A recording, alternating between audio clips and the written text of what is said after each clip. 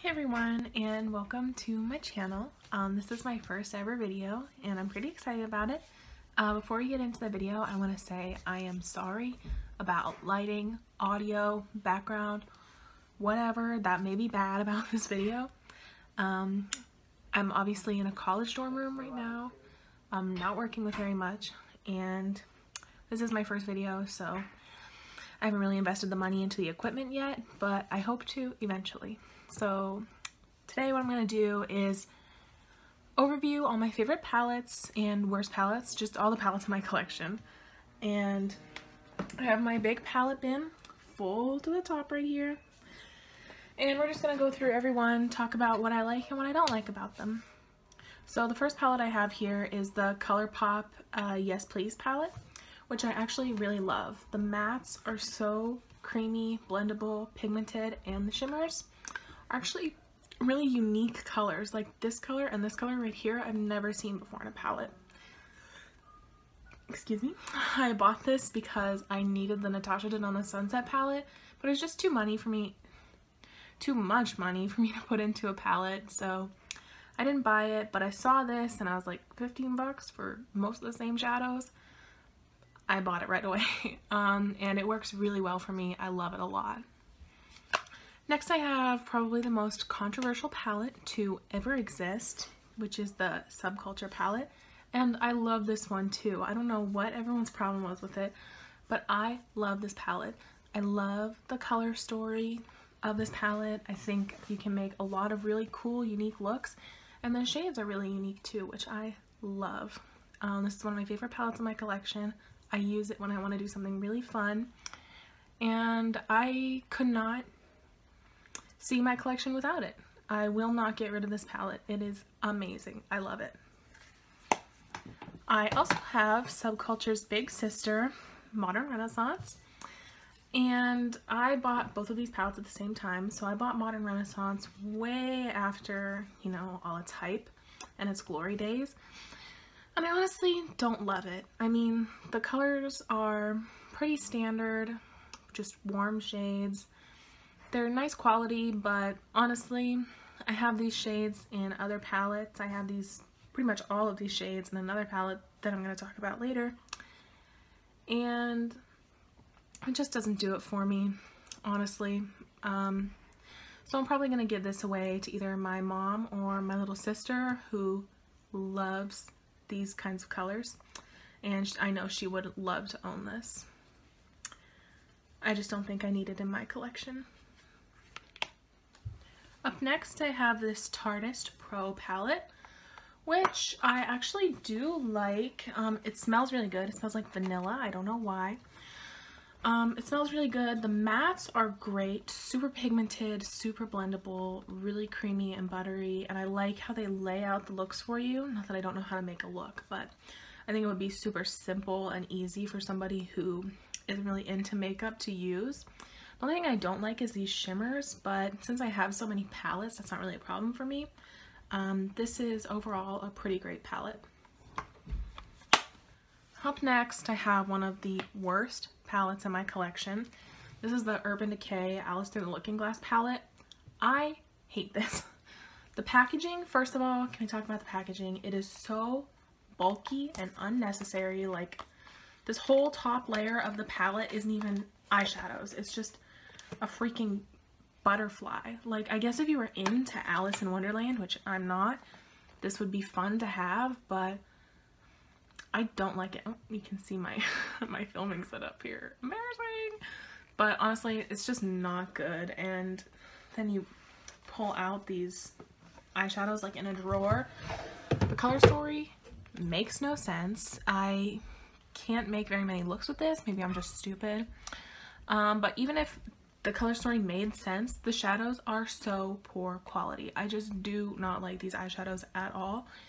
And this was given to me as a gift, so I know that who bought it for me will not be watching this video, but I feel bad about not liking it because it was bought for me, so I probably won't get rid of it just because I feel bad about it, but it's not good. Next I've got the Too Faced Natural Love palette, which is actually A really nice quality palette. It's a little boring, but I mean, it says in the title natural. I mean, you're not gonna expect to see a ton of vibrant, crazy colors in here. It is really nice. I wish there were more matte shades in here, but it's not the worst thing in the world that there's not that many. And honestly, since the colors are so neutral, you really don't need that many matte options. I do really like this palette though, and I get a lot of good use out of it. Continuing with Too Faced, I have the Too Faced Glitter Bomb palette, which I absolutely hate. It's another one of the worsts in my collection. I do not like this. I find it useless. When I first saw it, I was like, I need to own that. It's beautiful, it's stunning. I want it on my eyes right now.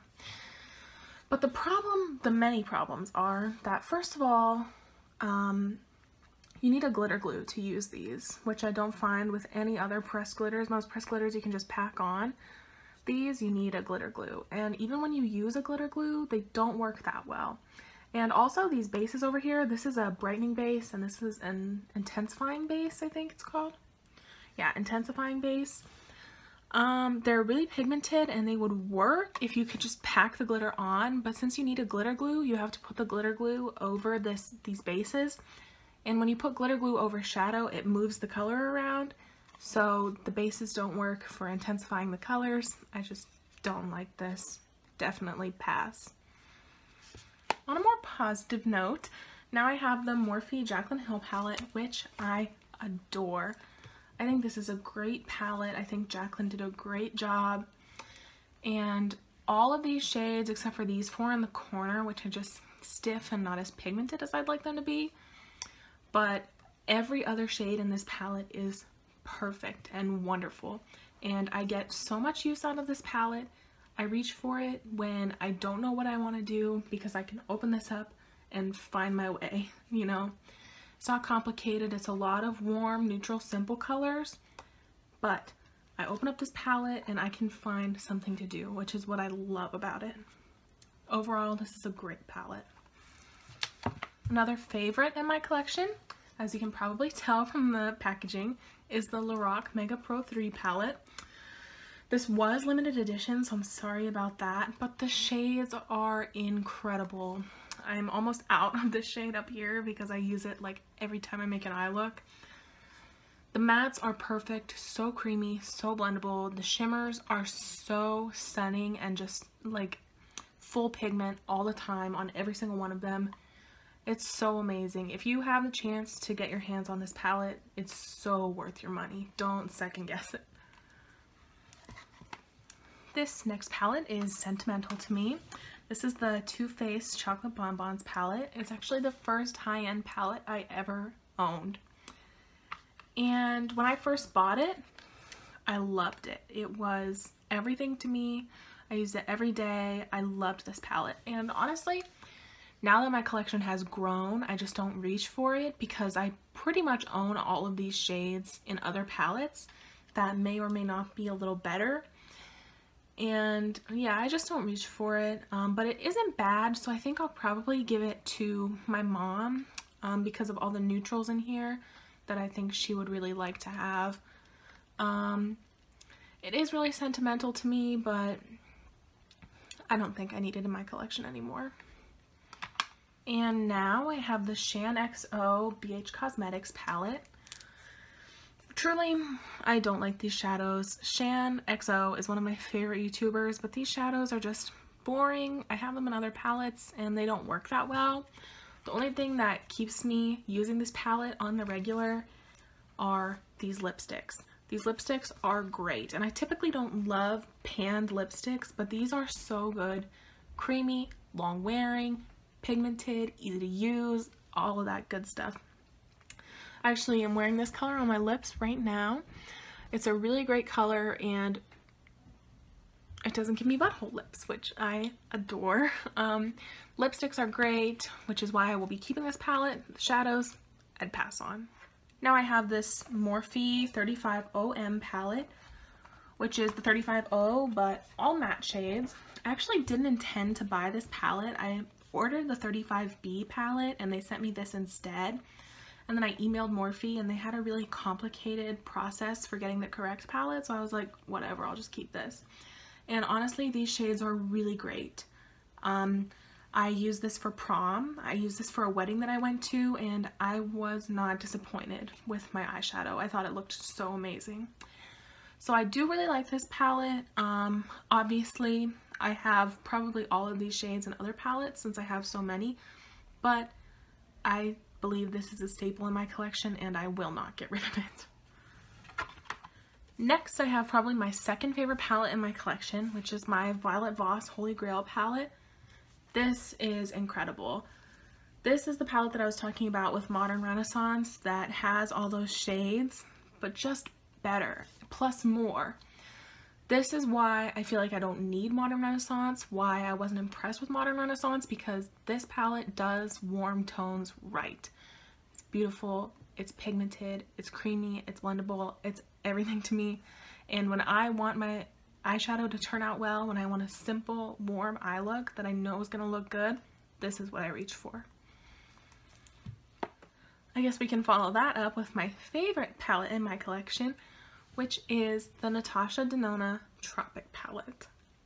This is everything to me. I have wanted to own a Natasha Denona palette for so long, but they're so expensive. This palette, my boyfriend actually bought for me. He's the best. I almost cried when he bought it for me.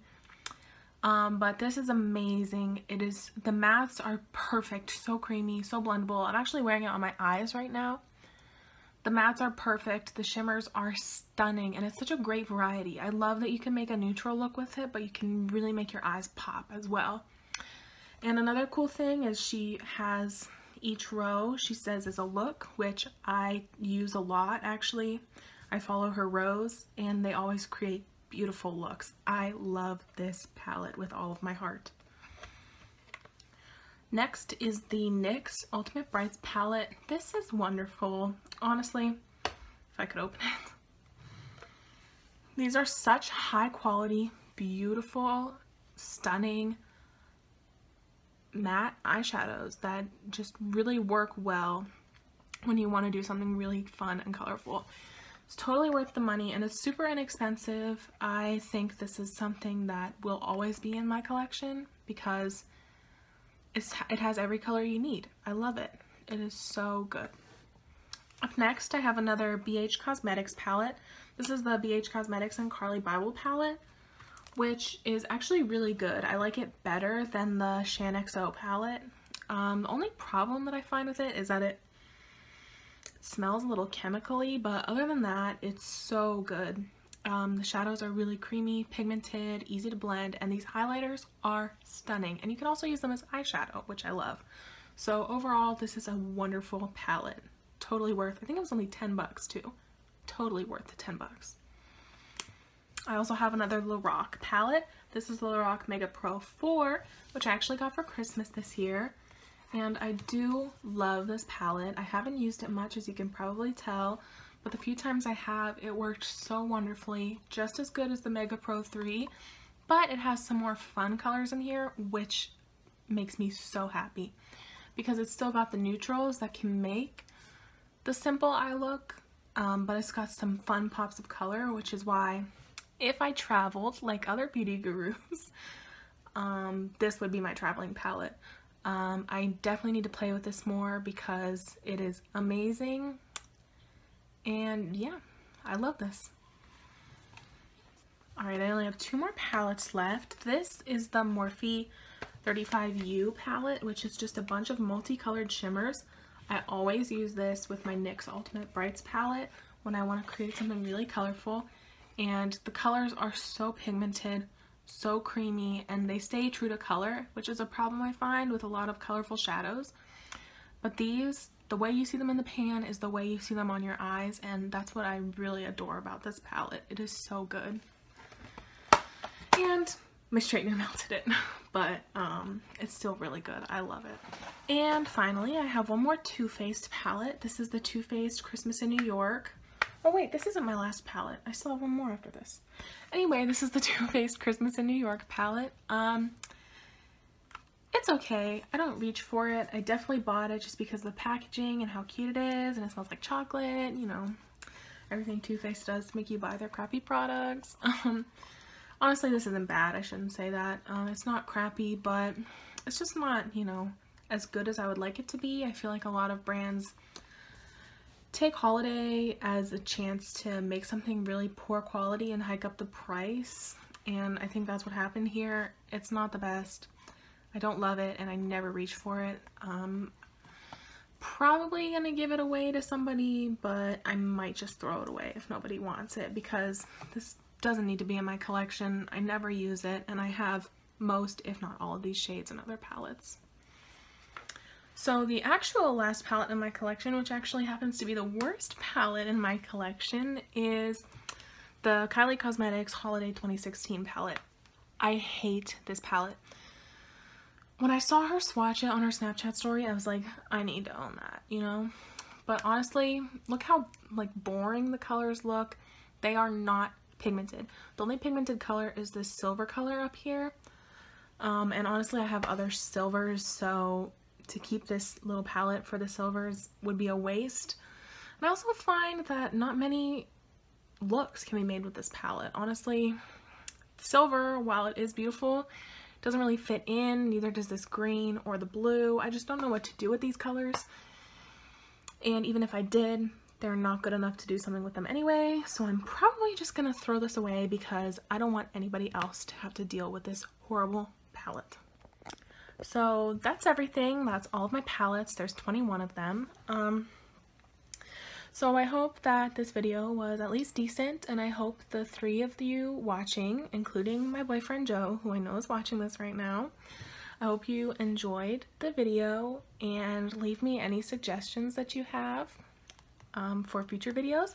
I also wanted to share, I think I'm going to start doing Project Pan on my Instagram, and I'll also update here if I feel like I'm making good progress. I'll update on here, but I'm going to start doing the Project Pan, and I'm actually going to use this ColourPop palette. I feel like it's an easy goal to achieve. I don't want to start with something really hard to pan, but I feel like this would be something easy to use because it's got things that I can use for an everyday occasion, but it's also got some things that could make a really fun eye look, and since it's so small, I feel like I won't be discouraged as easily trying to pan this. So yeah, I'll probably do updates on this maybe every 2 weeks or every month. I'll definitely keep updates on my Instagram though.